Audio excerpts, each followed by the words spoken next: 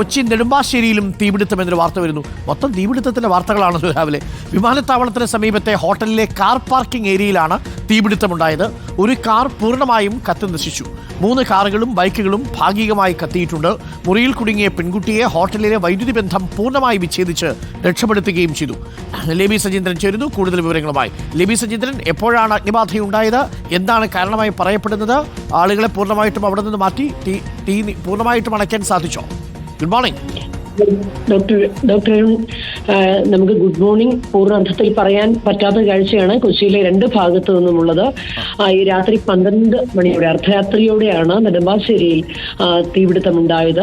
ഈ നെടുമ്പാശ്ശേരി വിമാനത്താവളത്തിന് സമീപമുള്ള ആപ്പിൾ റെസിഡൻസിയിലാണ് അഗ്നിബാധ ഉണ്ടായത്. ഉടൻ തന്നെ ഇവിടെയും വളരെ സമയോചിതമായ ഇടപെടലാണ് ഫയർഫോഴ്സിന്റെ ഭാഗത്തു നിന്ന് ഉണ്ടായത്. പോലീസും ഫയർഫോഴ്സും ഉടൻ തന്നെ എത്തി. ഈ ഹോട്ടൽ 134 മുറികളുള്ള വലിയ ഹോട്ടലാണ്. ഇവിടുത്തെ കാർ പാർക്കിംഗ് ഏരിയയിലാണ് തീപിടുത്തം ഉണ്ടായത്. ആ കാർ പാർക്കിംഗ് ഏരിയയിൽ ഉണ്ടായിരുന്ന ഒരു കാർ പൂർണ്ണമായും കത്തി നശിച്ചു. മറ്റു വാഹനങ്ങളിലേക്കും തീ പടർന്നു. അപ്പോഴേക്കും ഫയർഫോഴ്സ് എത്തി ആ തീ അണയ്ക്കുകയായിരുന്നു. ഈ ഒരു മുറിയിൽ കുടുങ്ങിപ്പോയ ഒരു പെൺകുട്ടിയെ ഒട്ടും പരിക്കുകളൊന്നുമില്ലാതെ രക്ഷപ്പെടുത്താനായി എന്നുള്ള വിവരം തന്നെയാണ് ലഭിക്കുന്നത്. ഫയർഫോഴ്സ് ഇവിടെ എത്തി വൈദ്യുതി ബന്ധം വിച്ഛേദിച്ചതിന് ശേഷം ഏണി ഉപയോഗിച്ച് മുറിയിലേക്ക് കയറി രക്ഷപ്പെടുത്തുകയാണ്. പരിക്കില്ല എന്ന് തന്നെയാണ് അറിയുന്നത്.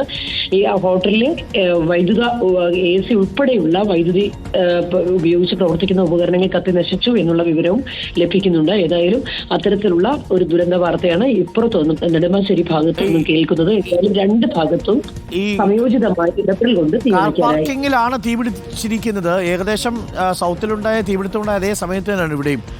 ഇവിടെ ഏതെങ്കിലും ഷോർട്ട് സർക്യൂട്ട് ആയിരിക്കുമോ തീപിടുത്തത്തിന്റെ കാരണം? ആ കാറ് കാണുമ്പോൾ തന്നെ വലിയ തീപിടുത്തമാണെന്ന് മനസ്സിലാക്കാം. തീർച്ചയായും ഡോക്ടർ അരുൺ, അങ്ങനെ തന്നെയാണ് ഇപ്പോൾ പോലീസ് പ്രാഥമികമായി അറിയിക്കുന്നത്. അപകട കാരണം അതുതന്നെയാകാം. ഏതായാലും പരിശോധിച്ചതിന് ശേഷം മാത്രമേ പൂർണ്ണമായും അതിൽ ഒരു നിഗമനത്തിലെത്താൻ സാധിക്കുകയുള്ളൂ. ഏതായാലും സൗത്തിൽ ഉണ്ടായിരുന്ന സമാനമായ രീതിയിൽ തന്നെ നെടുമ്പാശ്ശേരിയിലെ തീപിടുത്തവും കൃത്യമായി ഇടപെടൽ നടത്തിയതിലൂടെ അണയ്ക്കാൻ സാധിച്ചു. വലിയ അപകടത്തിലേക്ക് പോയില്ല.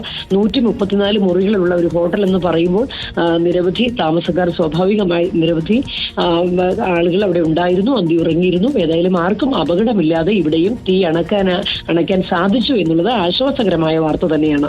തീർച്ചയായിട്ടും ലേബി, പ്രേക്ഷകർക്ക് ആ ദൃശ്യങ്ങൾ കാണാം. ഒരു കാറ് പൂർണ്ണമായിട്ടും കത്തി നശിച്ചു. ഇനി ആ കാറിനകത്ത് ഒന്നും ബാക്കിയില്ല.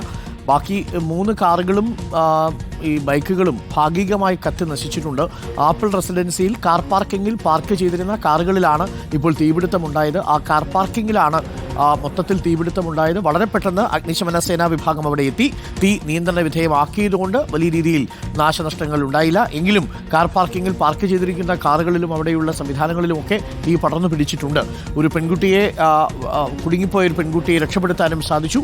തീർച്ചയായിട്ടും സമയോചിതമായി 2 ഇടങ്ങളിലെയും നമ്മുടെ ഫയർഫോഴ്സ് സംവിധാനത്തിൻ്റെ ഉണർന്നുള്ള പ്രവർത്തിക്കൽ അഥവാ അവരുടെ കൃത്യസമയത്തുള്ള ഇടപെടൽ അഭിനന്ദനം അർഹിക്കുന്നുണ്ട്.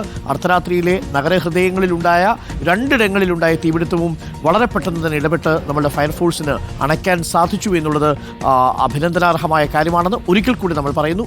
ഒന്ന് കൊച്ചി സൗത്തിലും മറ്റൊന്ന് നെടുമ്പാശ്ശേരി ആപ്പിൾ റെസിഡൻസിയിലുമാണ് തീപിടുത്തമുണ്ടായത്.